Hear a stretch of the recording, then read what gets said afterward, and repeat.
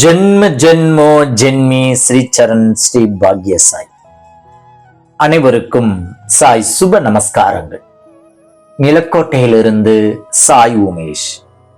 ஓம் ஸ்ரீ சத்குரு பகவான் பாட்டி சித்தரின் லீலாமிருதம் 63. பகவான் பாட்டி சித்தர் ஒரு முறை திரு சிவசேனாதிபதி அவர்களை பார்த்து மேரிகோல்டு பிஸ்கட் பாக்கெட் ஒன்றை கொடுத்து, இதை பத்திரமாக வீட்டில் கொண்டு போய் வை, இதை வைத்து என்ன வேணாலும் பண்ணலாம், கிழமை வருவான் போ என கூறினார்கள். பகவான் பாட்டியின் பேச்சு எப்பவும் சூட்சமம் நிறைந்ததாக இருக்கும். நேரடியாக பொருள் கொள்வதும் சிரமமாகத்தான் தெரியும். புரிந்து பழகியவர்களுக்கு எளிதாகவும் புரிதல் தன்மை கொண்டதாகவும் இருக்கும். இன்னும் சரியாக சொல்ல போனால், புரிய வேண்டியவர்களுக்கு பாட்டி சொல்லும் பூடகமான வார்த்தைகள் சட்டென தெளிவாய் புரிந்துவிடும். பகவான் பாட்டி சித்தர் ஸ்ரீ சீரடி சாய்பாபாவைத்தான் குறிப்பிடுகிறார் என திரு சிவசேனாதிபதி அவர்கள் நன்றாக புரிந்து கொண்டார். ஏனெனில் மேரிகோல்டு பிஸ்கட் சீரடி சாய்பாபா ஆலயத்தில் பாபாவிற்கு படைக்கப்பட்டு பக்தர்களுக்கும் பிரசாதமாக கொடுப்பது இன்று வரை தொன்று தொட்டு பழக்கமாகும். திரு சிவசேனாதிபதி அவர்களுக்கும் அவரது குடும்பத்திற்கும் சீரடி சாய்பாபாவிற்கும் எவ்வித தொடர்பும் சம்பந்தமும் இதுவரை இருந்ததில்லை. இந்த சம்பவத்திற்கு பிறகு ஒரு நாள் இவரது தாயின் கனவில் சத்குரு சாய்நாதர் வர ஆரம்பித்தார். மேலும் திரு சிவசேனாதிபதி அவர்கள் தியானம் செய்யும் பொழுது சூட்சமமாக ஸ்ரீ சீரடி சாய்பாபா வீட்டிற்குள் நுழைவது போல ஒரு உணர்வை உணர ஆரம்பித்தார்.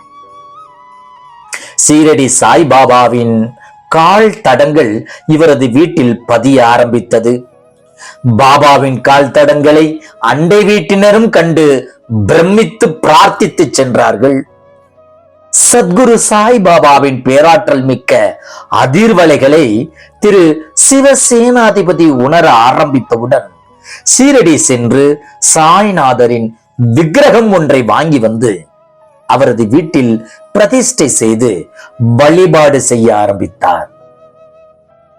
சத்குரு சாய்நாதருக்கு இருவேளை ஆரத்தியும் அத்தோடு பகவான் பாட்டி சித்தர் தந்த புகையிலை துண்டுகள் மற்றும் பகவான் பாட்டி சித்தர் கொடுத்த இதர பொருட்கள் அத்துணையும் வைத்து தினசரி பூசை செய்து வருகிறார் திரு சிவசேனாதிபதி அவர்கள். இவரது வீட்டை சுற்றியுள்ள அன்பர்களும் இவரது வீட்டு சாய் பூசையில் கலந்து கொண்டு அபார பலன் பெற்று வருகிறார்கள் என்பது குறிப்பிடத்தக்கது.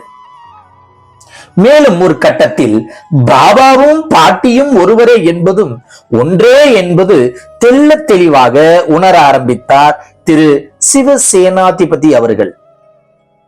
சத்குரு சீரடி சாய்பாபாவின் சாய் சச்சரிதம் படித்தவர்களுக்கும் பாட்டியின் லீலாமிர்தத்தை உள்வாங்கியவர்களுக்கும் இரண்டும் ஒரே மாதிரியானது என்பது நன்றாக புலனாகும். எல்லா உருவங்களிலும் இருக்கும் குரு ஒருவரே. பாட்டியை அனைத்து தெய்வ உருவங்களிலும் வணங்குவோம். பாட்டியை தினசரி தியானிப்போம். ஜெய் குரு பாட்டி, ஜெய் குரு பாட்டி, நற்பவி பாட்டி.